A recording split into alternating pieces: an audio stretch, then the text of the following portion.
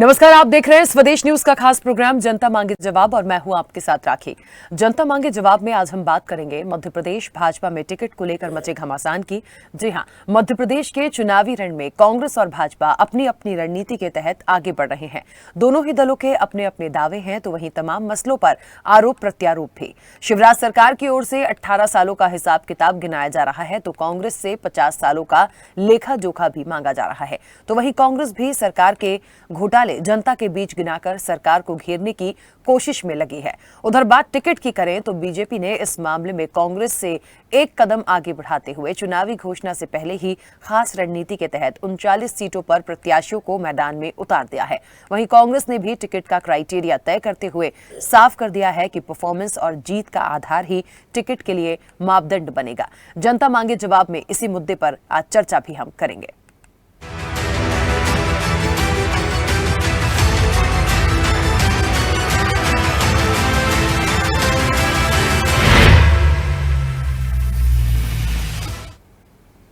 तो मध्य प्रदेश में भाजपा ने जिन हारी हुई सीटों पर 39 प्रत्याशियों को मैदान में उतारा है, उनकी जीत तय करने के लिए उनको तैयार किया गया है।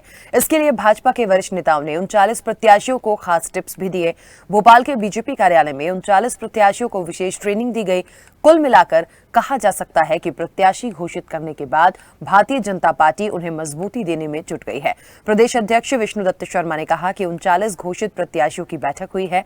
चुनाव के पहले प्रत्याशी घोषित करने की हिम्मत अगर किसी ने दिखाई है तो भाजपा ने दिखाई है। चुनाव की दृष्टि से जो करने के लायक काम है, उन कामों के बारे में जानकारी दी गई है। सभी बूथ पर चुनाव जीतना भारतीय जनता पार्टी का लक्ष्य है।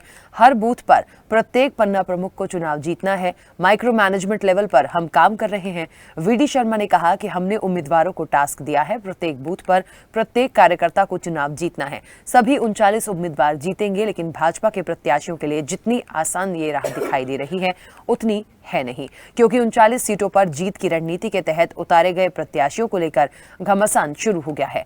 स्थानीय स्तर पर विरोध के साथ ही भोपाल के भाजपा कार्यालय तक ये विरोध पहुंचना शुरू हो गया है। छतरपुर, सोनकच्छ, कुक्षी, चांचौड़ा के साथ ही अन्य विधानसभा क्षेत्रों से पहुंचे जो पार्टी ने जिन प्रत्याशियों की घोषणा की है उसका विरोध दर्ज कराया। यहां तक कि केंद्रीय मंत्री नरेंद्र सिंह तोमर का घेराव किया।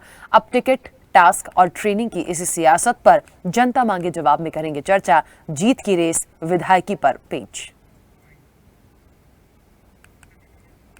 तो निश्चित तौर पर कहीं ना कहीं अब विधायकी पर पेंच है और कुछ प्रतिक्रिया भी आई है, वो भी आपको सुनाते हैं। मध्य प्रदेश विधानसभा के 2023 के 39 घोषित प्रत्याशियों की बैठक थी और उस बैठक में आप सब लोग जानते ही हैं कि राजनीतिक इतिहास में इतने दिनों पूर्व प्रत्याशी घोषित करने का साहस किसी ने किया तो भारतीय जनता पार्टी ने किया है। देखो मैंने कहा था, कल आए थे मेरे साथ नारेबाजी भारत माता की जय कर रहे थे, भारतीय जनता पार्टी की जय कर रहे थे। कार्यकर्ता है ना, अरे हम मनुष्य है जी, हम कोई ऐसे थोड़ी बड़े सब बिल्कुल आइडियल है। लेकिन अरे देखो ये मनुष्यों का संगठन है, ये चीजें होती हैं, लेकिन हमें गर्व है हमारे कार्यकर्ता पर। कार्यकर्ता अपनी बात कहता है, प्रेम से कहता है, हम सुनते हैं और वो काम में लग जाता है। चिंता मत करिए, 39 की 39 भी जीत रहे हैं और आगामी आने वाले जब घोषित होंगे तो भारतीय जनता पार्टी प्रचंड बहुमत की सरकार। बहुत धन्यवाद। सोनकच्छ विधानसभा क्षेत्र से एक कार्यकर्ता हर गांव से, हर बूथ से भोपाल आए हैं। हम भी भारतीय जनता पार्टी के परिवार के ही लोग हैं और भारतीय जनता पार्टी के शीर्ष नेतृत्व ने जो सोनकच्छ के कार्यकर्ताओं के साथ अन्याय किया है, हमारे राजन जी वर्मा जी के साथ अन्याय किया है, क्योंकि उनके पिताजी उस समय भारतीय जनता पार्टी में जब एक भी लोकसभा सीट जीत के नहीं जाती थी, उस समय फूलचंद जी वर्मा चुनाव जीत के मध्य प्रदेश से जाते थे। उस समय से ऐसा संघर्ष करने वाले परिवार के साथ आज शीर्ष नेतृत्व ने अन्याय किया है और सोनकच्छ के भारतीय जनता पार्टी के समस्त कार्यकर्ताओं के साथ अन्याय किया है। देखिए, हम तो शुरू से कह रहे हैं कि भारतीय जनता पार्टी अवसाद के दौर से गुजर रही है और अपने अस्तित्व की लड़ाई लड़ रही है। लगातार गुटबाजी से परेशान है। शिवराज गुट, महाराज गुट, नाराज गुट, अमित शाह गुट, लगातार इतने सारे गुटों में उलझी हुई है। तो उसी का ताज़ा उदाहरण है टिकट डिक्लेयर इतनी जल्दी कर दी है, सारी चीज़ दिखाने के लिए कि हम बहुत अच्छे से काम कर रहे हैं, लेकिन अंदर खाने पूरे तरीके से, चाहे कुक्षी हो चाहे सोनकच्छ हो, आज देखा होगा किस तरीके से जूतम पेजार हो रही है। और लगातार यही चीज़ छतरपुर, चाचौड़ा में और तमाम जगह हो रहा है। अभी आप देखते जाइए आगे क्या क्या होता है भाजपा में। ये अंदर खाने पूरे तरीके से बिखर चुकी है। 20 साल की 50% भ्रष्टाचार और घोटाले वाली सरकार अब जाने वाली है और कांग्रेस की सरकार 2023 में आने वाली है।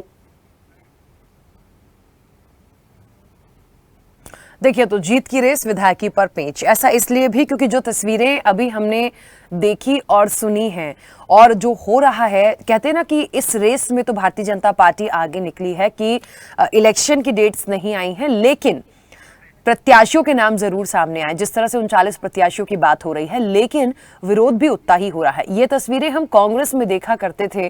अमूमन जब ऐसा होता था कि विरोध होता था या हमेशा एक आरोप लगते थे आपसी गुटबाजी के, लेकिन भारतीय जनता पार्टी हमेशा ये कहती आई है कि हमारा संगठन जो तय करता है हम उसमें सब एक हो जाते हैं।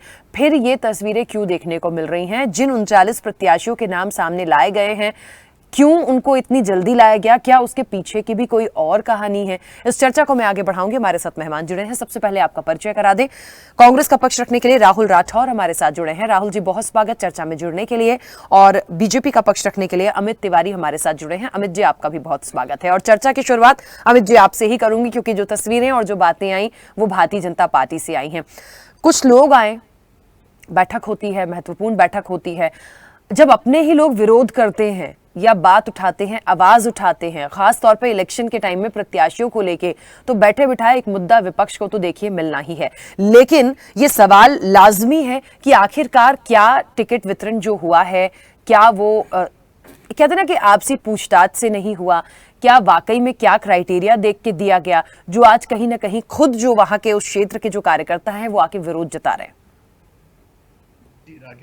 इस प्रश्न का उत्तर दूंगा, पर आज का ये जो पल है ये हम सब के लिए गौरव का पल है, क्योंकि हमने सबने देखा कि किस तरीके से इसरो ने एक चंद्रयान 3 के माध्यम से एक सफलता प्राप्त की है। और आपको, आपके समस्त पूरे देशवासियों को आपके माध्यम से मैं शुभकामनाएं देना चाहता हूँ। देखिए, अभी का जो प्रश्न आपने कहा कि किस तरीके से टिकट वितरण हुआ है, क्या हुआ है। देखिए, अगर हम अपना आकलन करते हैं सीटों पे, अगर हम अपना आकलन करते हैं कहाँ हम कमजोर हैं, कहाँ मजबूत हैं, तो ये तो एक स्वस्थ लोकतंत्र की मेरे ख्याल से एग्जाम्पल है कि हम अपना आकलन करके और अपने जहाँ पे हम कमजोर है वहां पे हम पहले काम करना शुरू कर देते हैं। और इसका अगर कहीं से विरोध आता है तो इसका मतलब ये नहीं कि हम उसे दरकिनार कर देते हैं। उनके विरोध को भी दर्ज किया जाता है, नेताओं, शीर्ष नेतृत्व के साथ उसको डिस्कस किया जाता है और फिर आगे। और जैसा कि हमारे मंत्री जी ने भी कहा कि हम एक ही दल हैं, हम एक ही परिवार के लोग हैं, और जो पार्टी ने डिसाइड किया है हम उसके साथ at the end of the day चलते हैं और एकजुट होकर काम करते हैं और पार्टी को जीत दिलाने के लिए काम करते हैं।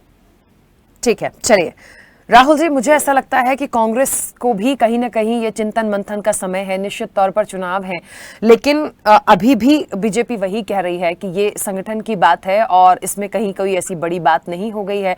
लेकिन ये तस्वीरें हम कांग्रेस में देखा करते थे, क्योंकि मैंने तो देखी है ये विरोध, इसे किस तरह से पार्टी ले रही है। और एक सवाल और कि आपके जो कैंडिडेट्स होंगे इन सीटों के लिए खास तौर पर, क्या पहले उन्हीं सीटों पर मंथन करके उन कैंडिडेट्स को सामने लाया जाएगा या फिर कोई और क्राइटेरिया भी सोच रखा है कांग्रेस ने?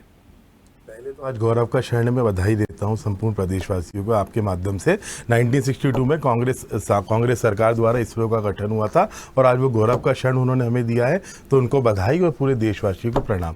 और दूसरी बात, 39 सीटों पे हमारे कैंडिडेट कौन होंगे, 230 सीटों पे कौन होंगे, ये तो सर्वे तय करेगा, क्योंकि हमारी पार्टी में लोकतंत्र होता है, हमारी पार्टी में थोपा नहीं जाता। आप देखिए, भोपाल शहर के अभी 2 टिकट घोषित हैं और ऑलरेडी 3 विधायक है। तो अपन 5 टिकट की बात करें, जो पार्टी परिवारवाद की बात करती थी वो बताया कृष्णा गौर किसकी बहू है, विश्वास सारंग जी किसके बेटे हैं, ध्रुव नारायण सिंह, गोविंद नारायण सिंह जी के बेटे हैं। तो 3 सीटों पे तो परिवारवाद हमने देख लिया।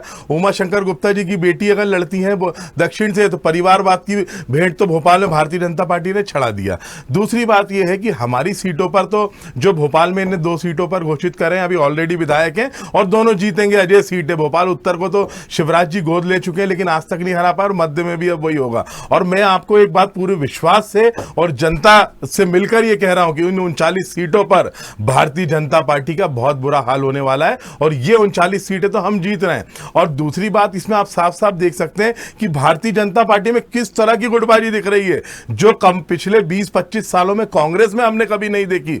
महाराज गुट, शिवराज गुट, बीडी शर्मा गुट, कैलाश विजयवर्गीय गुट, भूपेंद्र सिंह गुट ही गुट, नाराज गुट, चारों तरफ भारतीय जनता पार्टी के लोग लड़ रहे हैं। चाचोड़ा में सड़कों पे उतर गए हैं, डिंडोरी से कोई लड़ना चाहता था, थोसर में क्या हो रहा है, भोपाल में क्या हो रहा है। अभी तो कई लोगों की आवाजें नहीं आ रही, कई लोग वेट कर रहे हैं, कई लोगों को लग रहा है ये टिकट अभी चेंज हो सकते हैं, वो अपने स्तर पे दबाव बना रहे हैं। तो भारतीय जनता पार्टी की गुटबाजी चरम पर है, सड़क पर है, भोपाल में भाजपा कार्यालय तक पहुंच चुकी है। भारतीय जनता पार्टी को समझ आ चुका है कि हम 50-60 सीटें इस मध्य प्रदेश में जीत जाएं तो बहुत बड़ी बात है। 150 से ज्यादा सीटों के साथ माननीय कमलनाथ जी का राज्याभिषेक मध्य प्रदेश की जनता करने जा रही है इस विधानसभा चुनाव में और कांग्रेस की सरकार भारी बहुमत से बन रही है। कर्नाटक का रिकॉर्ड हम तोड़ने जा रहे हैं। एक इतिहास इस मध्य प्रदेश में भगवान महाकालेश्वर जी और नर्मदा मैया के आशीर्वाद से रचने जा रहा है और भारतीय जनता पार्टी तो अब टक्कर से भी दूर होती जा रही है। जैसे जैसे समय बीतेगा आप देखेंगे कि जिस तरह की लहर 2014 में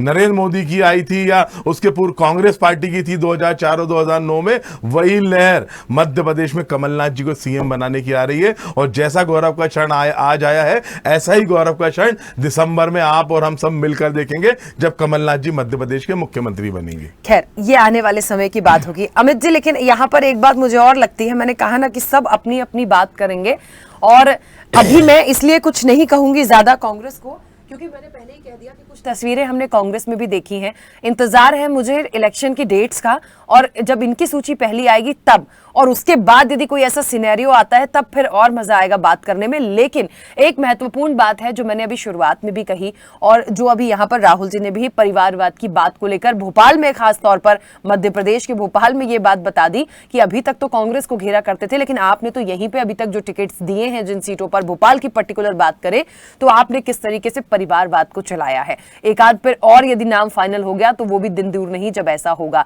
तो क्या ये ऐसा सोचना ठीक होगा? ये वही आरोप है जो आप कांग्रेस पर लगाते थे और आज कांग्रेस आपको पलटवार कर रही है।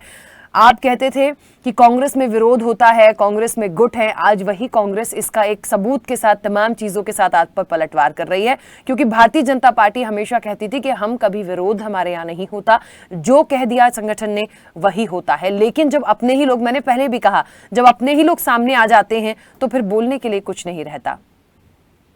बिल्कुल राखी जी, देखिए आज राहुल जी यहाँ बैठे हैं और कांग्रेस की पार्टी का गुणगान कर रहे हैं, पर इनकी सरकार जब थी मध्य प्रदेश में तब वो बीमारू प्रदेश कहलाया जाता था। शिवराज सिंह जी के माध्यम से 2005 में जब उनकी सरकार बनी और उसके बाद से जब शिवराज सिंह जी ने लगातार काम किया, जी तोड़ काम किया, मेहनत किया और उस प्रदेश को आज एक बीमारी प्रदेश से लेकर आज एक विकसित प्रदेश के रूप में जाना जाता है। वहां पे 19% की ग्रोथ से लगभग 20%, 19.75% के रेट से मध्य प्रदेश ग्रो कर रहा है।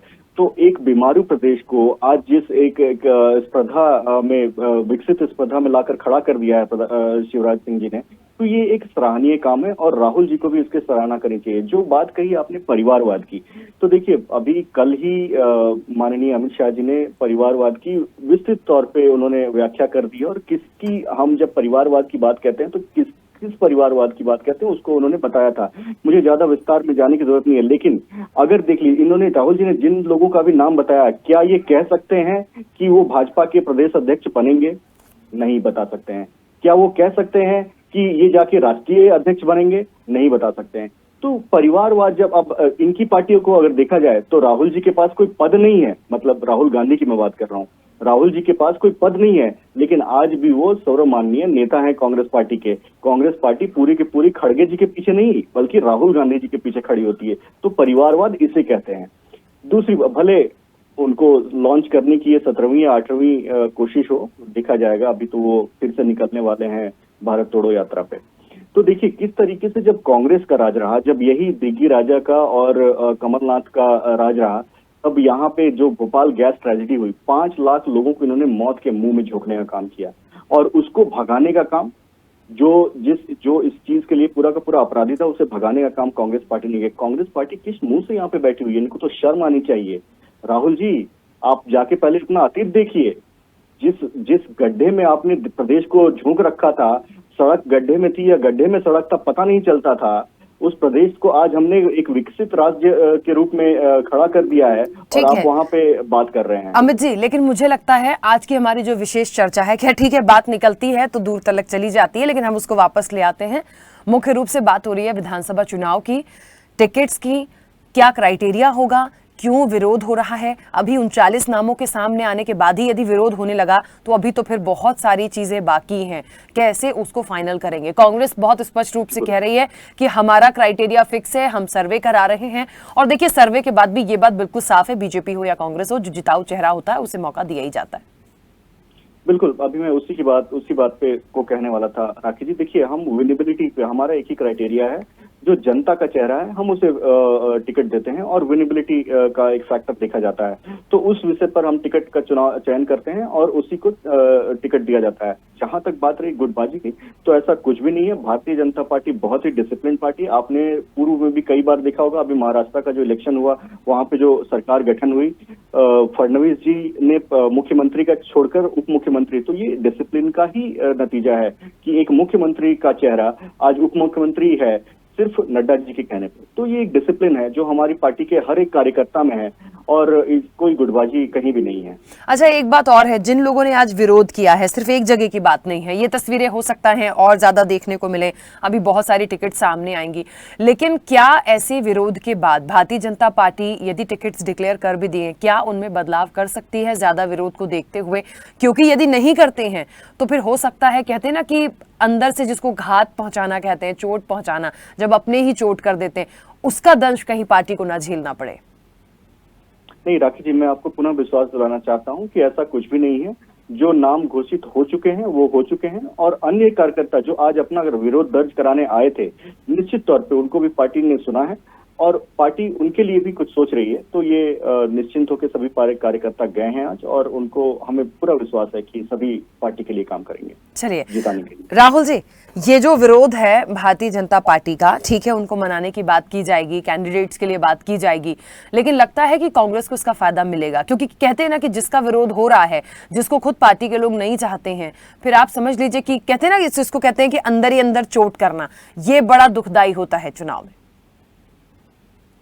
हमारा तो सीधा सा लक्ष्य है कि मध्य प्रदेश में कांग्रेस की सरकार बनाना है, बल्कि मध्य प्रदेश को आजाद कराना है इस कुशासन से, इस गंदगी से। मैं आपके बीच में नहीं बोला, आप ही बोल लो फिर, या तो ये संस्कार मेरे नहीं है, मैं सुनिए तो आजाद दिलाना है और उसे गड्ढे में। अरे यार, मैं आपके बीच में इतनी सारी बातें बोल सकता था, नहीं बोला, थोड़ा शांत रह लो, सुन लो मेरी बात, आपका समय आए जब बोलना। ये आरएसएस के संस्कार मुझे मत दिखाइए, मैं आपसे निवेदन कर रहा हूँ, नहीं तो फिर आप ही बोल लो। आपका अतीत आपको दिखा रहा हूँ। अरे मेरा अतीत तो बहुत अच्छा है, भगवान श्री राम का भक्त हूँ, मुझे आपकी सर्टिफिकेट की जरूरत नहीं है। पहली बात, इन्होंने हमारे नेता, मैडम इन्हें चुप कर लीजिए, हमारे नेता राहुल जी पे बोला कोई पद नहीं, मैं बिल्कुल कहता हूँ कोई पद नहीं है। राहुल जी पे पद है, 140 करोड़ लोगों का विश्वास, 140 करोड़ लोगों की बुलंद आवाज। राहुल जी पे पद है भारत माता के बेटे का, राहुल गांधी पे पद है कन्याकुमारी से कश्मीर तक पैदल चलने का, जिसको सपने में पूरी भारतीय जनता पार्टी जिसको सपने में देखती है और जिससे घबराती वो हमारे नेता राहुल गांधी जी हैं। मगर अभी बात, और दूसरी बात आप देखिए, आपने इनसे इतने प्रश्न करे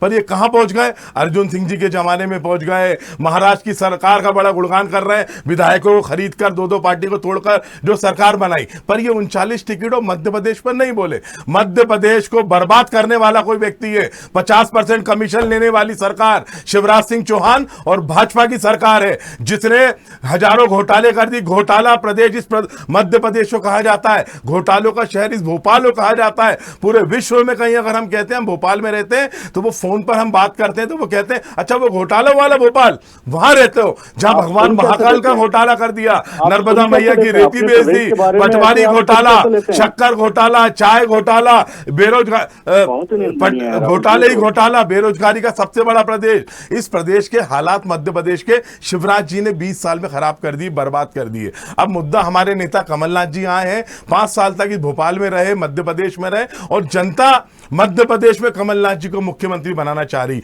ये लड़ाई भाजपा कांग्रेस की नहीं है, ये लड़ाई है जनता वर्सेस भारतीय जनता पार्टी। महंगाई वाली भाजपा, बेरोजगारी देने वाली भाजपा, घोटालों वाली भाजपा, घोटालों वाले शिवराज सिंह चौहान से। और अमित शाह खुद ही कह रहे हैं कि हमारा चेहरा कौन होगा हमें पता ही नहीं, इनका सीएम तय नहीं है। मैडम, मुद्दा यहां मैं कांग्रेस के कार्यकर्ता के रूप में बात कर रहा हूं। मेरा प्रत्याशी 230 सीट पर कमलनाथ जी होंगे, मेरा कोई प्रत्याशी नहीं और हाथ का पंजा होगा। पर इनके साथ क्या है, इनका प्रत्याशी अभी कोई तय हो नहीं पा रहे हैं, लिस्टें बन नहीं पा रही। अभी एक मिनट इनके एक सुरेश राठखेड़ा विधायक हैं, उन्होंने बैनर लगा दिया हमारा तो नेता ज्योतिरादित्य सिंधिया, हम तो महाराज के साथ हैं।